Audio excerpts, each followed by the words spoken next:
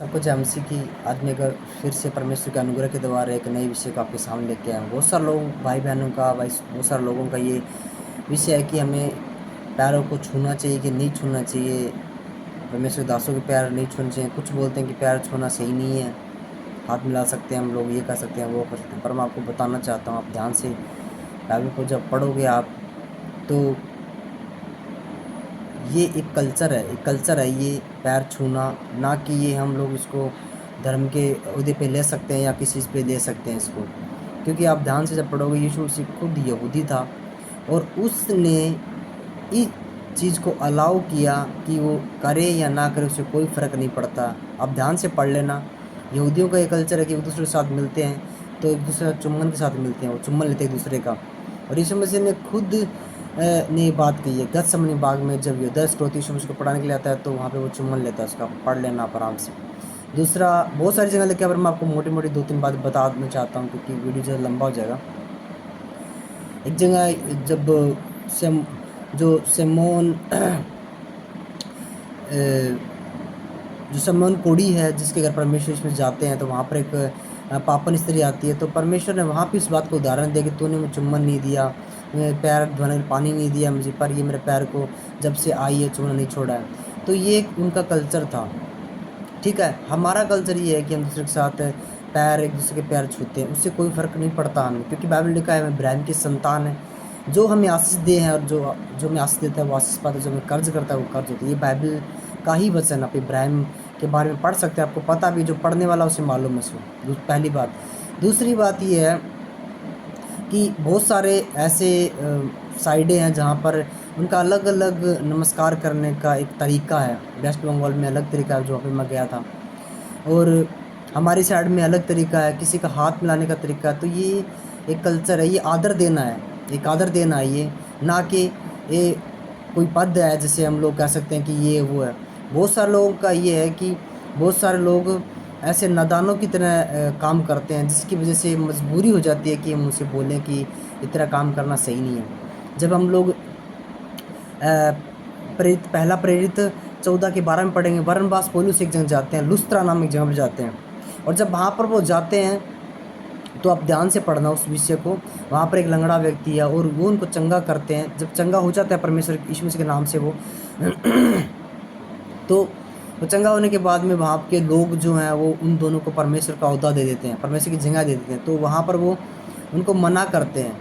आज भी कुछ मसीहों की यही दिक्कत है, वो पास्टरों को, परमेश्वर दासों को इतना बड़ा पद देते हैं जहाँ पर यीशु मसीह जिस कुर्सी पर, दिल की कुर्सी पे, हमारे हृदय कुर्सी बैठा है, उसको वो हटा करके उस पास्टर को रखते हैं। वो बोलते हैं तू ही पिता है, तू ही परमेश्वर है, तू ही विजय देगा और तू ही हमें ब्लेस करेगा, ये वो। तो वो गलत है। पर एक माँ को उसका आदर देना ये गलत नहीं है, एक भाई को उसका आदर देना ये गलत नहीं है, एक अगुवे को आदर देना वो गलत नहीं है। पुराने नियम में आप आराम से पढ़ लेना। पहला राजा 1:23 में नातान नबी दाऊद राजा के सामने आते हैं, और जब वो दाऊद राजा के सामने आते हैं तो बाइबल कहती है वो दंडवत करते हैं, उसे आदर देते हैं उसे। अब वो कोई नातान नबी ऐसा वैसा नबी नहीं है कि हम उसको ऐसा बोल दें कि नहीं यार झूठा नबी है, ये है वो परमेश्वर का सच्चा नबी है। आप आराम से पढ़ना। जब बेतशेबा के साथ दाऊद ने गलती करी तो वो वहाँ पर नातान नबी आके उसके जो परमेश्वर का जो वचन लेके उसके पास आता है। और जब दाऊद ने जब भवन बनाने के लिए बोला, तब भी नातान नबी ही उसे आके बोलता है कि तुम्हें क्या करना है। तो ये परमेश्वर का सच्चा नबी है। आप पढ़ लेना। पहला राजा 1:23 में राजा के सामने जब वो आता है तो वो दंडवत करता है उसे, क्योंकि वो उसको राजा का पद है, वो राजा के जगह पे खड़ा है, दंडवत करता है उसे। और क्योंकि उसने उसे एक आदर दिया है, जिसको आदर के लायक है उसे आदर दिया है, ना कि उसने परमेश्वर की जगह उसको बिठाया है। दूसरी बार आप पढ़ सकते हो, दूसरा शमूएल 12:7 में, सॉरी ये पहला राजा 2:19 के अंदर ये इसके बारे में लिखा है। ये सुलेमान के बारे में लिखा है। जब उसकी माँ उसके सामने आती है, जब वो राजा बना होता है, उसकी माँ के सामने आती है, तो वो अपनी कुर्सी से उठकर अपनी माँ को दर्जा देता है, जिस दर्जे के लिए वो बनी, आदर देता है, दंडवत करता है उसे, फिर कुर्सी बैठता है अपनी। तो ये अपने अपने टाइम का ये कल्चर था जो लोग करते आए हैं। इससे हमें कोई फ़र्क नहीं पड़ता। और मैं ये नहीं कहूँगा कि आपको ये करना ज़रूरी है, मैं ये भी नहीं कहूँगा नहीं करना चाहिए।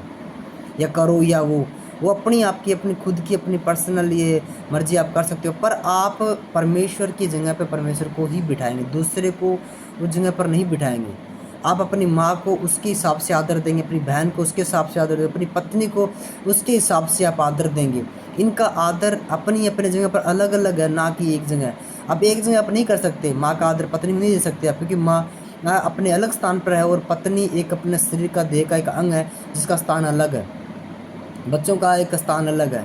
परमेश्वर को हम परमेश्वर का आदर देंगे जो उस आदर के वो योग्य है, और जो परमेश्वर के दास है उनको आप वही आदर देंगे जो उस आदर के योग्य है। जब जब अब एक जगह है परमेश्वर, अब नए नियम में ये भी विषय है कि जब परमेश्वर के दूत जब परमेश्वर लोगों के सामने आए तो उन्होंने उनको दंडवत किया, तो दूतों ने मना कर दिया उनको। आप समझो इस बात को, क्योंकि दूत जो है वो एक हमें सेवा, हम परमेश्वर जो उद्धारपान लोग हैं परमेश्वर उनकी सेवा टहल करने के लिए सेवक दिए उनको।